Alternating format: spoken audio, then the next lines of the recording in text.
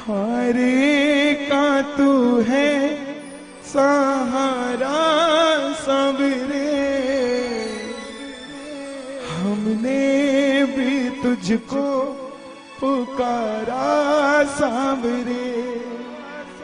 नहीं और सहा जाए अब बोल कहाँ जाए। जो ये दरबार आप देख रहे हैं इधर सिर्फ फूल और एक बाबा का शीश, दुनिया में तमाम देव जितने हैं सबका पूरा शरीर, मगर हमारे खाटू वाले श्याम के सिर्फ एक शीश है। क्यों है जरा सुनिएगा प्रेम से। बेशक ताली मत बजाना, बेशक मत गाना, मगर सुन लेना भाव से, बेड़ा पार सुनने से हो जाएगा साहब। कह देना हारे का तू है सहारा सावरे, हमने भी तुझको है पुकारा सावरे। हारे का तू है सहारा सावरे, हमने भी तुझको है पुकारा सावरे। नहीं और सहा जाए अब बोल कहाँ जाए। नहीं और सहा जाए बोल कहाँ जाए। हारे का तू है सहारा सावरे, हमने भी तुझको है पुकारा सावरे। हारे का तू है सहारा सावरे, हमने भी तुझको है पुकारा। और ये बात शुरू होती है महाभारत के उस युद्ध से जो युद्ध हुआ पांडवों और कौरवों के बीच। कौरवों की रखवाली कन्हैया की नारायणी सेना कर रही थी और पांडवों की रखवाली गोविंद मेरो है, गोपाल मेरो है, गोविंद मेरो है, गोपाल मेरो है। शिवा के बिहारी नंदलाल मेरो है, के बिहारी नंदलाल मेरो है, गोविंद मेरो है, गोपाल मेरो है। मेरो है, गोपाल। कौन है ये खाटू वाले श्याम जी? पांडवों में भीम के पुत्र हुए घटोत्कच और घटोत्कच के पुत्र हुए महाबली बर्बरीक। बोलिए महाबली बर्बरीक की। बाल घुंघराले थे, बर्बर थे, इसलिए नाम पड़ा बर्बरीक। जन्म लेते ही 14 बरस की आयु ग्रहण की, और जैसे डॉक्टर का बच्चा डॉक्टर बनने की सोचता है, इंजीनियर का इंजीनियर क्षत्रिय परिवार से थे, कुछ शक्ति प्राप्त करने की सोची। माता अहलावती के लाल है, बोलिए अहलावती के लाल की। माँ के पास गए कि माँ मैं कुछ शक्ति प्राप्त करना चाहता हूँ, और माँ ने कहा माँ दुर्गा की तपस्या करो अगर शक्ति चाहिए तो। और शिव के बिना शक्ति अधूरी, शक्ति के बिना शिव अधूरे। चल पड़े बर्बरीक माँ दुर्गा को मनाने और बोल पड़े भोले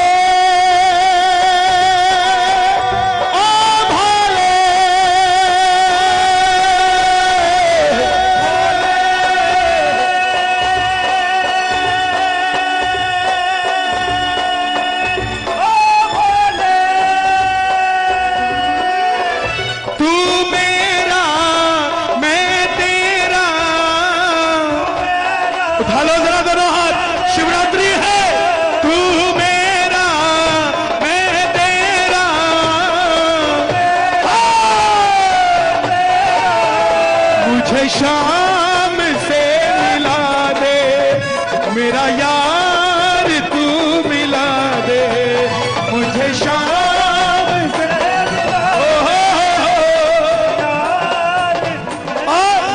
माँ दुर्गा की तपस्या से 3 बाण ऐसे प्राप्त किए जिससे तीनों लोग जीत सकते थे। जब आदमी के पास धन आता है तो खर्चने का मन आता है, और जब शक्ति आती है तो इस्तेमाल करने का मन आता है। बर्बरीक के भी मन में उठा कि मैं भी महाभारत के युद्ध में जाकर अपना कौशल दिखाऊं।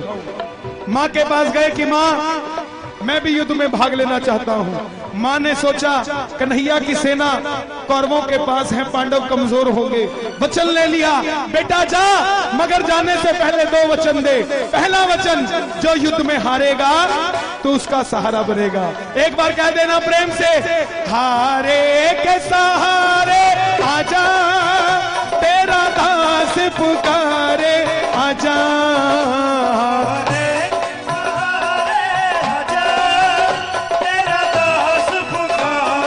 आजा ओ हम तो खड़े तेरे द्वार, सुन ले करुण पुकार। तो खड़े तेरे द्वार सुन ले और दूसरा वचन, रास्ते में कोई भी तुझसे कुछ भी मांगे तो इनकार नहीं करेगा।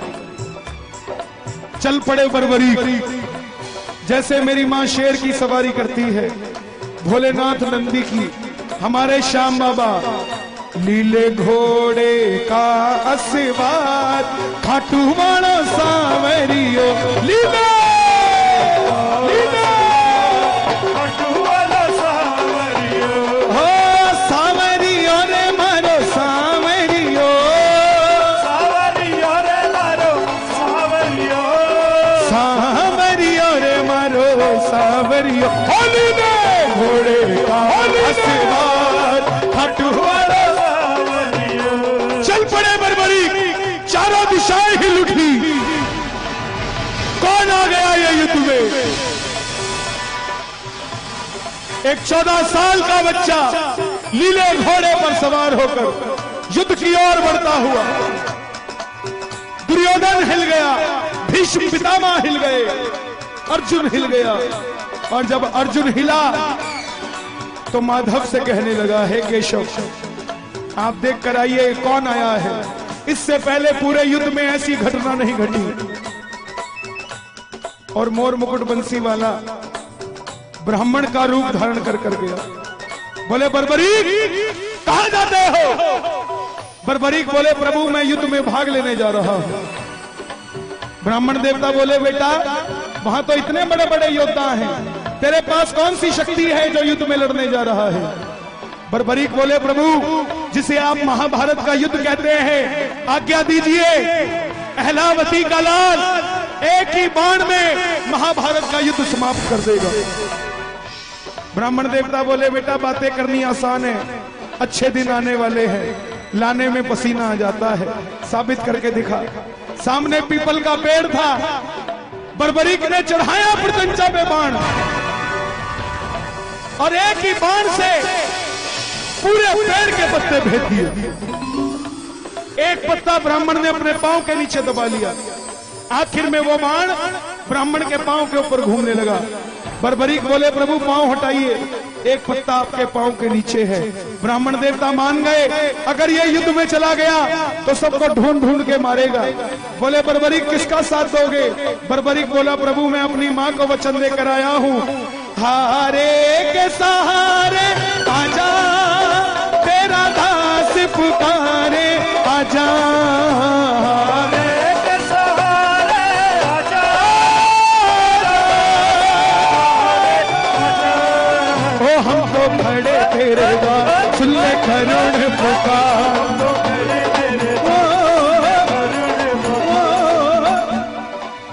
ब्राह्मण ने घेर लिया, छलिया है ना मोर मुकुट बंसी वाला, किसी का नहीं हुआ। जन्म लिया तो देवकी को छोड़ दिया, यशोदा ने पाला, यशोदा को छोड़ दिया। राधा से प्रेम किया, राधा को छोड़ दिया। ब्रज में रहा, ब्रज को छोड़ दिया।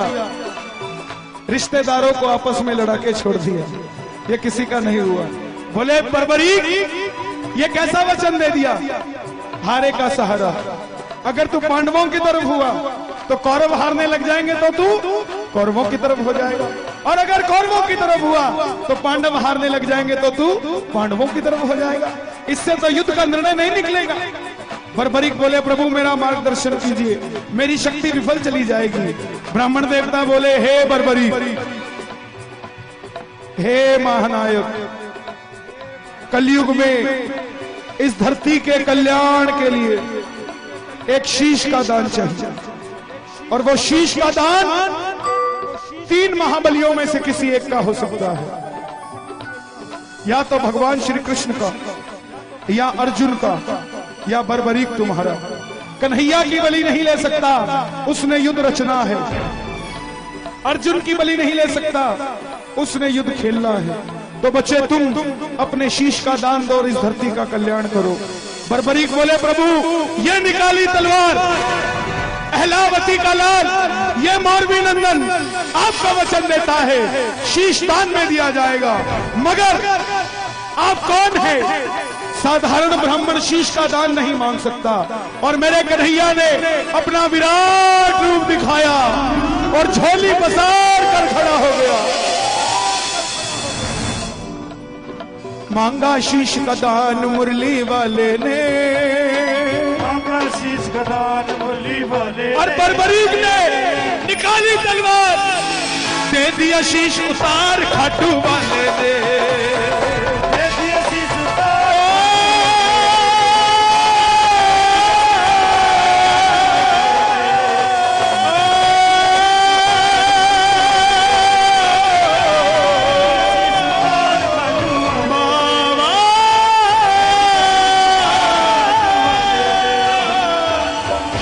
एक 14 साल के बच्चे ने शीश उतार कर दे दिया, मगर बोला प्रभु योद्धा हूं, लड़ने आया था लड़ नहीं पाया, देखने की इच्छा रखता हूं। कन्हैया ने उस शीश को अमृत पिलाया और सोलन के पास प्रचूड़ पर्वत है, गूगल उसे चूड़धार पर्वत कहता है, उस पर वो शीश रखा गया। आखिर में जैसे हम करते हैं, काम अच्छा हो जाए तो हमने किया, गलत हो जाए लुधियाने वाले चाचा जी करके गए थे। यही बात पांडवों के साथ। अर्जुन कहे मैंने जिताया, भीम कहे मैंने जिताया। कंपटीटर को मारो मत, उसको खड़ा रखो, आपको लड़ने की इच्छा बनी रहेगी। पांडवों ने कंपटीटर को मार दिया, ये बताने वाला ही नहीं बचा कि तुम योद्धा हो, ये बताने वाला ही नहीं बचा कि तुम योद्धा हो। अब कौन निर्णय करे? युधिष्ठिर का मैंने जिताया, मेरे मार्गदर्शन ने जिताया। अर्जुन का मेरे बाणों ने जिताया। भीम का मेरी गदा ने जिताया। मगर खुद कमाई करना और अपने मुंह से खुद को सेठ कहना सेठाई नहीं है। सेठाई वो जब दुनिया कहे। यही बात खुद लड़ लिए मर लिए योद्धा अपने मुंह से खुद को कैसे कह दे। चलो चले मुरली वाले के पास, चलो चले मुरली वाले के पास, जाकर करेंगे उसको अरदास, जाकर करेंगे। गए बोले हे गिरधारी बताओ युद्ध किसने जिताया? कन्हैया बोले पांडवों कैसी बात करते हो, मैं तो तुम्हारा रथ चला रहा था, मुझे क्या पता युद्ध किसने जिताया। तो बोले कन्हैया इसका निर्णय कौन करे? चलो चले उस शीश के पास, चलो चले। उठा लो जरा दोनों हाथ, पांडवों के साथ हम भी चलते हैं, दोनों हाथ खोल के जरा ताली बजा के ये बात ये चलो चले उस शीश के पास, जाकर करेंगे उसको अरदास, जाकर करेंगे चलो चले उस शीश के पास, चलो चले। सब गए। बोले हे बर्बरीक बताओ युद्ध किसने जिताया? बर्बरीक के शीश से आवाज आई, हे पांडवों तुम जो अभिमान करते हो किस चीज का करते हो? मुझे पूरे युद्ध में सिर्फ और सिर्फ भगवान श्री कृष्ण का सुदर्शन चक्र चलता दिखाई दिया। युद्ध में मरने वाला भी कन्हैया था, मारने वाला भी कन्हैया था।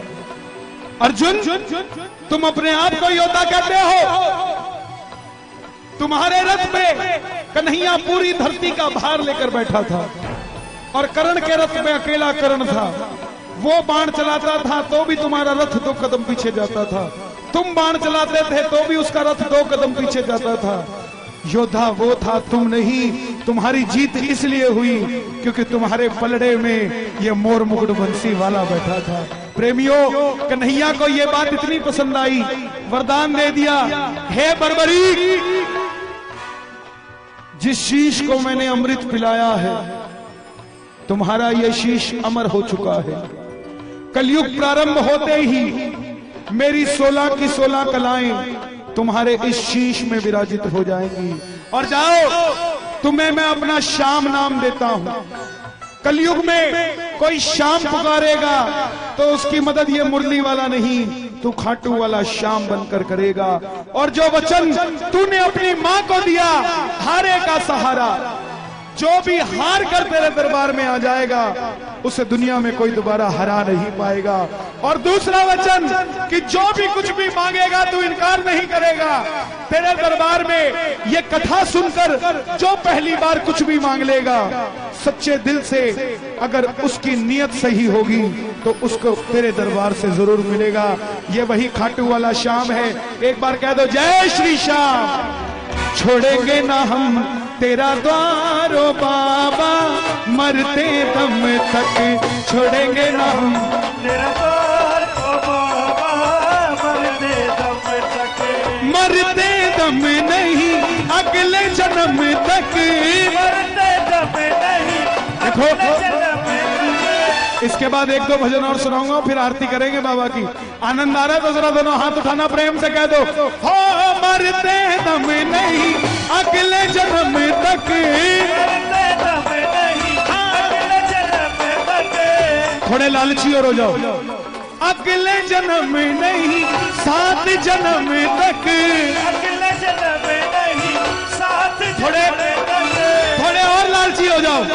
7 जन्म नहीं जन्म जन्म तक छोड़ेंगे ना हम तेरा द्वारो बाबा, मरते दम तक छोड़ेंगे ना हम तेरा द्वारो बाबा, मरते दम।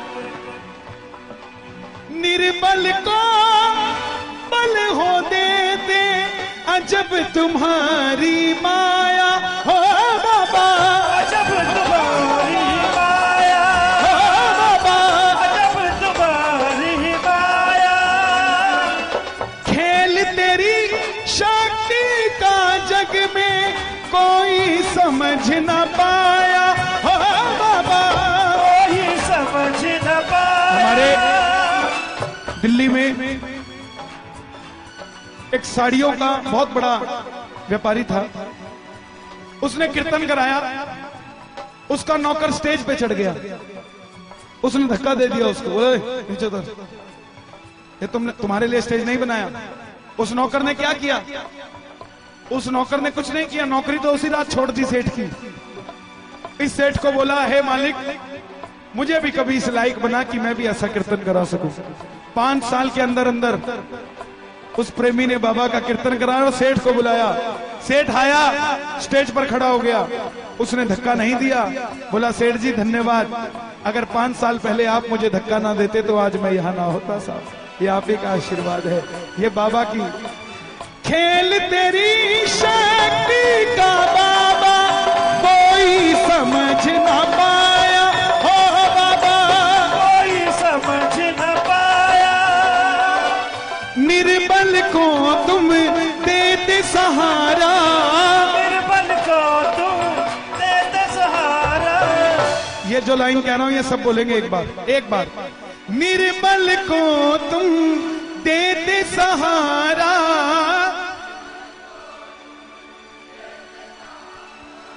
सबसे प्यारा श्याम हमारा,